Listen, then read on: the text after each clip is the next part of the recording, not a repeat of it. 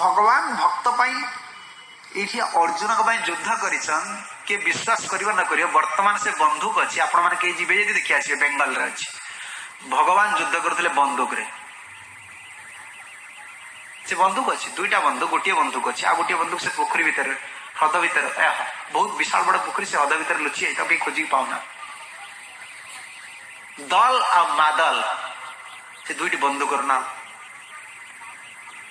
विष्णुपुर गोटे जिला अच्छी विष्णुपुर बेंगल रे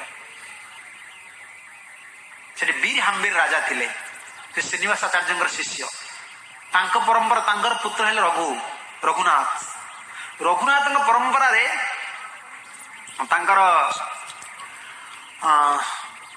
पुत्र है गोपाल सिंह से गोपाल वैष्णव विष्णु भक्त तांकर वंश परंपरा समस्त विष्णु भक्त से गोटे नियम करथिले मो राज्य रे प्रत्येक व्यक्ति जे रहिबो गोटे माला दिन को निश्चित जप कर सदाचार तो रहिबो निश्चित गोटे माला जप कर गोटे माला जप न कर दंड दिया राजा गोपाल सिंह निजे लुचि लुचि लुचि लुचि बुलिकी देख गुप्तचर भाव किए मोर राज्य जप कर ये भक्ता नाम अभयंकर कथार मुझे कहूँ भगवान भक्त को केमती सुरक्षा दिया गोपाल सिंह भक्त भक्ति लागन किंतु पूर्वर मराठा सैन्य मानकर प्रति गोटे बड़ इच्छा थिला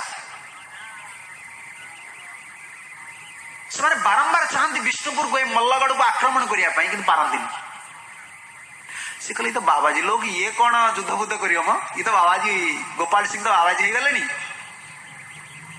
से भास्कर पंडित नामक सेनापति था मराठार से कहले ये तो बाबाजी लोग आमको तो लड़े कले ये तो आराम से तो माड़ी गड़ुची ये गोपाल सिंह कोड़ी अस्त्र शस्त्र चलती ना कौन ये सीना राजा है केवल आक्रमण कले आक्रमण कर सैन्य मान सब धरी आग सब तोप नाला कि तोप कमांड सब सेट कर सारे जड़े सैन्य जान देखले एमती पूरा चारिकर विष्णुपुर चारिकर राज वासु घेर नियाई जानिले ये तो मराठा सैन्य मान अवस्था ये तांकर काम कौन करा किंतु गोपाल सिंह कौन करती माला तांकर निर्दिष्ट नियम सारे राजकार्य जीवे न जीवे जो देखले विपद पड़ला टोटाल हाथ रू माला भी काढ़ले खबर पाई गले बर्तमान मराठा सैन्य मैंने घेर नहीं कहले ठीक अच्छे प्रभुंकर जा इच्छा ता हवा भक्ता नाम अभयंकर भक्त को अभयवाणी भगवान द्वारा मु कौन करी युद्ध करी तुम्हें जाओ सैन्य मान तुम कर्म कर गले बहुत सैन्य नष्ट हो गले पारना एमाने जय करी करी आसिले दुई सैन्य मान भीतर किसी समय रेस्ट नहीं ये गले बण भीतर को किए मराठा सैन्य मैंने बण भीतर गले एमाने पलि आसिले गोपाल सिंह सैन्य मैंने पलि आसिले विष्णुपुर को से राजधानी भीतर को आसिले रेस्ट नापी जाइछन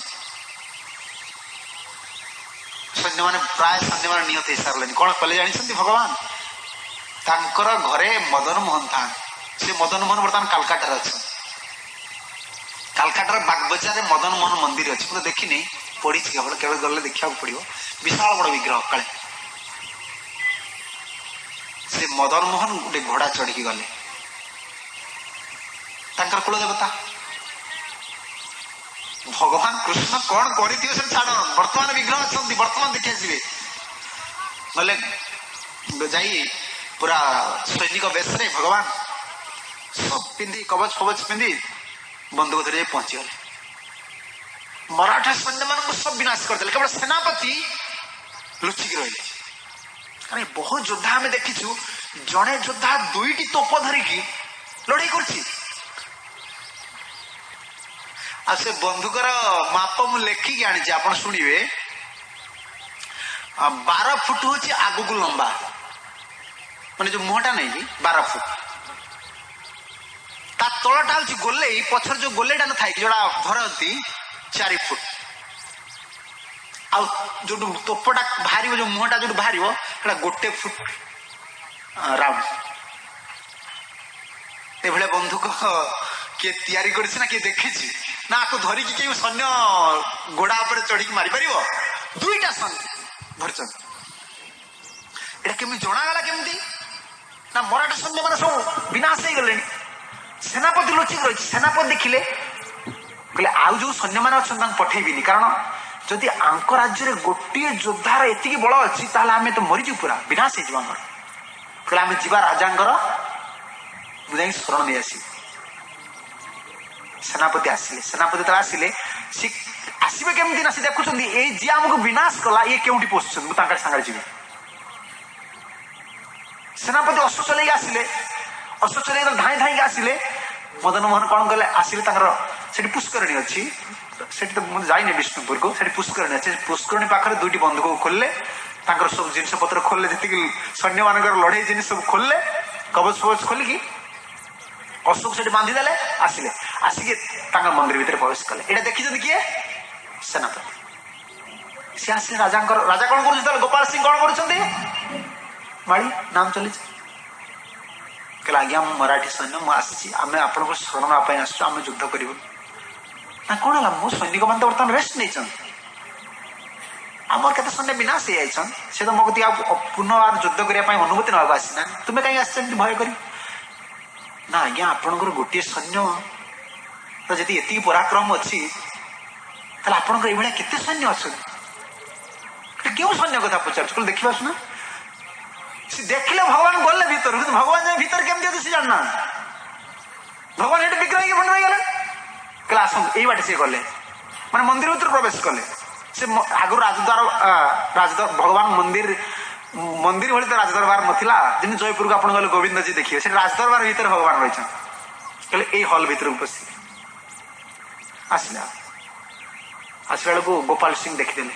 କହିଲେ କଣ, ଏଇ ତ ଆମ ପ୍ରଭୁ ମଦନ ଗୋପାଳ। କହିଲେ ନା, ଏ ମଦନ ମୋହନ ନୁହନ୍ତି, ଏଇ ଯାଇଥିଲେ, ଇଏ ତ ଯାଇଥିଲେ। କହିଲେ ଇଏ ଯୁଦ୍ଧ କରିବା କାହିଁକି ଯିଏ ମୋ ପାଇଁ? କହିଲେ ଆଜ୍ଞା ଆପଣ ଦେଖ, ଭଲ ପଚାର। ଗୋପାଳ ସିଂ ଦେଖୁଛନ୍ତି ଭଗବାନଙ୍କର ସବୁ ଯୋଉ ଦୁପଟା ଅଛି ନା, ଉତ୍ତରୀ ଫୁତ୍ତରୀ ସବୁ ଭିଜି ଯାଇଛି, ଝାଳରେ ଭିଜି ଯାଇଛି।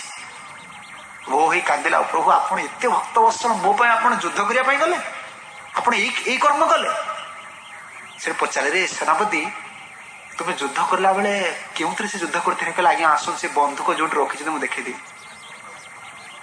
ଗଲେ, ଯାଇକି ଯେତେବେଳେ ପହଞ୍ଚିଲେ, ଦେଖେଇଦେଲେ ପୋଖରୀ ପାଖରେ ସେ ବନ୍ଧୁକକୁ ଦେଖି ରାଜା କହିଲେ ଆମର ଯଦି କୌଣସି ସୈନିକ, ମୁଁ ତ ବିଶ୍ୱାସ କରୁଛି ପ୍ରଭୁ ଏଇଟା କରିଛନ୍ତି, ଯଦି କୌଣସି ସୈନିକ ଏଟାକୁ ବ୍ୟବହାର କରିଥାନ୍ତେ, ଅଶ୍ୱରେ ଚଢିକି ୟାକୁ ଉଠେଇବେ ଏ ବନ୍ଧୁକକୁ ତ ଆମର ରାଜକୋଷରେ ନାହିଁ, ଏ ତୋପ ତ ଆମ ରାଜକୋଷରେ ନାହିଁ। ଭଗବାନ ନିଜେ ବନ୍ଧୁକ ତିଆରି କରିଛନ୍ତି। ଦଲ ମାଦଲ ତାର ନାଁ ବେଙ୍ଗଲରେ ଅଛି। ଦୁଇଟି ବନ୍ଧୁକ, ଦୁଇ ହାତରେ, 12 ଫୁଟ ଲମ୍ବା, ଗୋଲେଇ 4 ଫୁଟ, ମୁହଁ ଯାର 1 ଫୁଟ। ଆଉ ସେ ସେଥିରେ ଲେଖା ଅଛନ୍ତି ଆଜି ପର୍ଯ୍ୟନ୍ତ ସେ ବନ୍ଧୁକ ସେଇଠି ଅଛନ୍ତି, ପୂଜା ପାଉଛନ୍ତି। ଆଉ ଏତେ କେଉଁ ଧାତୁର ତିଆରି ଯଦି ଚିନି ପାଇ ହବନି, ଚିକ୍ ଚିକ୍ ପରିଷ୍କାର ଆଜି ପର୍ଯ୍ୟନ୍ତ। ବାହାରେ ରହିଲେ କେଉଁ ବନ୍ଧୁକ ତ ଜମ୍ ମାର। ଅର୍ଜୁନ ପାଇଁ ଯୁଦ୍ଧ କରିଥିଲେ କିଏ ବିଶ୍ୱାସ କରିବ ନ କରିବ, ଏଇ କଳି ଯୁଗରେ ଏବେକାର ଘଟଣା, ଏଇ 100-200 ବର୍ଷର ଘଟଣା। ସେ ପ୍ରଭୁ ବର୍ତ୍ତମାନ ମଦନ ମୋହନ ଲେଖା ଅଛନ୍ତି ଯେ ବାଗବଜାରରେ ଅଛନ୍ତି, କଲିକତା। ଭକ୍ତକୁ ଅଭୟ ପ୍ରଦାନ କରିବେ, ଯେ ଶରଣାଗତ ଭଗବାନ ତାକୁ ନିର୍ଭୟ ରଖିବେ, କାରଣ ଶରଣାଗତ ହେଇଛନ୍ତି। ଅର୍ଜୁନ ସେଇ କଥା ହିଁ କହୁଛନ୍ତି, ତୁମେ କା ଦୟମାନା